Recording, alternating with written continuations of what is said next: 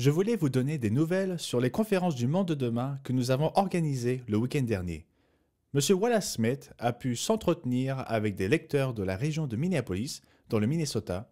Monsieur Sandor nous a aidés à mettre sur pied cette conférence qui fut virtuelle en se tenant en ligne. Monsieur Smith était au fait au Texas pour le mariage d'un membre de sa famille, mais depuis Big Sandy, ils ont installé un petit studio sur place et il a pu émettre à Minneapolis une conférence en ligne intitulée « Signe du retour du Christ ». Nous ne savons pas exactement combien de nouvelles personnes ou combien de visiteurs d'invités étaient connectés, mais nous savons qu'il y a eu 16 connexions. Et cela représenterait au moins 16 personnes, mais sans doute plus que cela. Et puis, bien sûr, il y a eu des membres de l'Église qui se sont connectés aussi. C'est donc en plus. Il y aura un suivi cette semaine avec M. Sandor qui prendra le relais. Et à Fayetteville, en Caroline du Nord, où je m'étais rendu pour une conférence, en personne, nous avions eu une petite salle.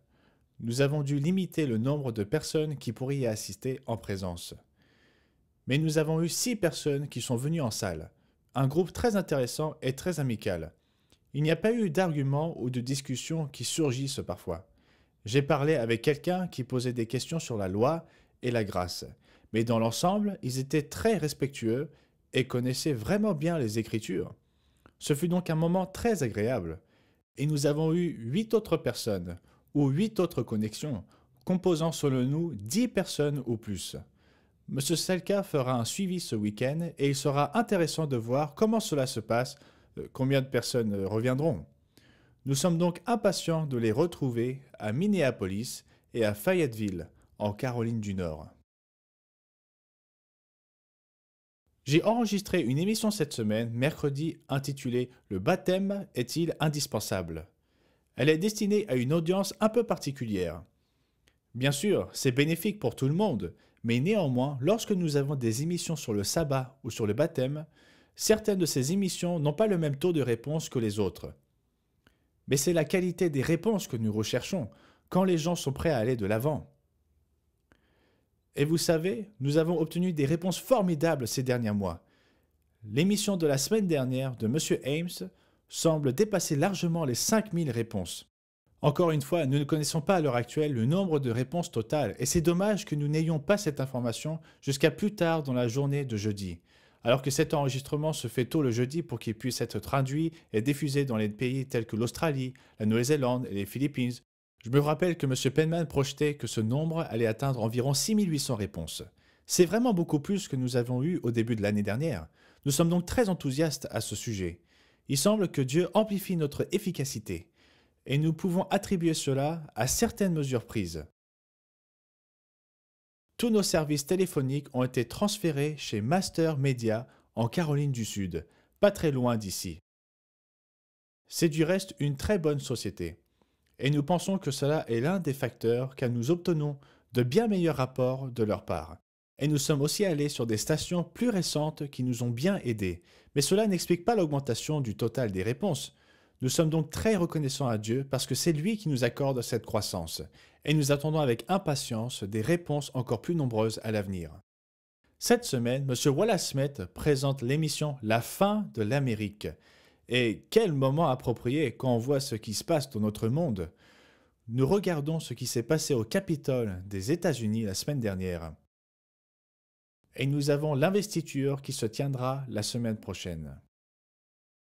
Il est intéressant de noter que nous avons plus de soldats à Washington DC pour protéger le président et l'investiture que nous en avons en Afghanistan et en Irak réunis.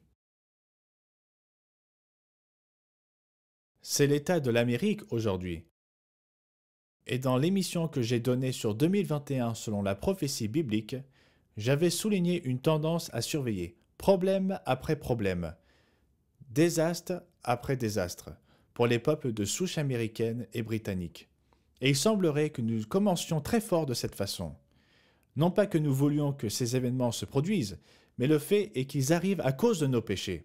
Et nous devons avertir cette nation et le monde entier, mais rien ne prouve qu'ils se repentiront un jour tant que les choses n'auront pas empiré pour eux.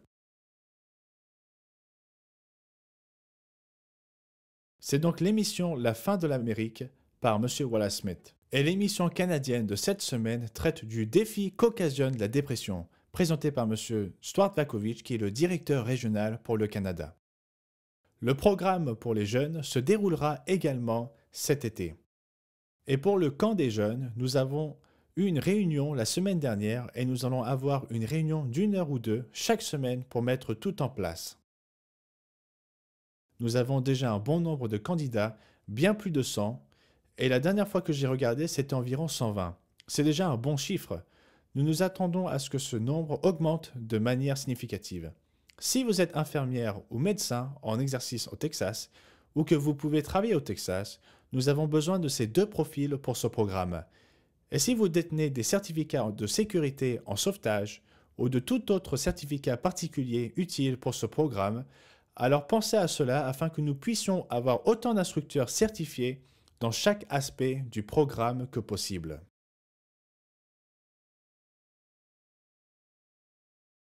Voici une très bonne annonce que je peux vous communiquer. Nous avons signé un contrat pour émettre sur le réseau Word. En fait, nous y sommes déjà. Je pense que c'était à 19h30 le dimanche soir, heure de la côte est des États-Unis.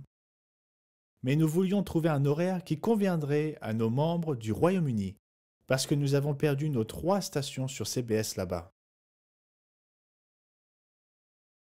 Et que nous cherchions à les remplacer. Alors nous allons passer sur le réseau Word à 6 heures du matin, heure de la côte est des États-Unis. Mais ce sera à 11 heures du matin au Royaume-Uni, le dimanche. Cela va commencer le 24 janvier. Du moins, c'est ce qui est prévu.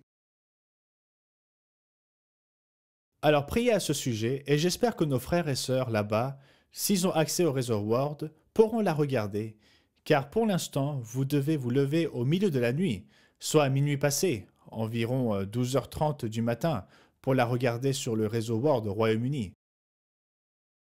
Donc 11 heures du matin sera un bien meilleur horaire pour nos téléspectateurs.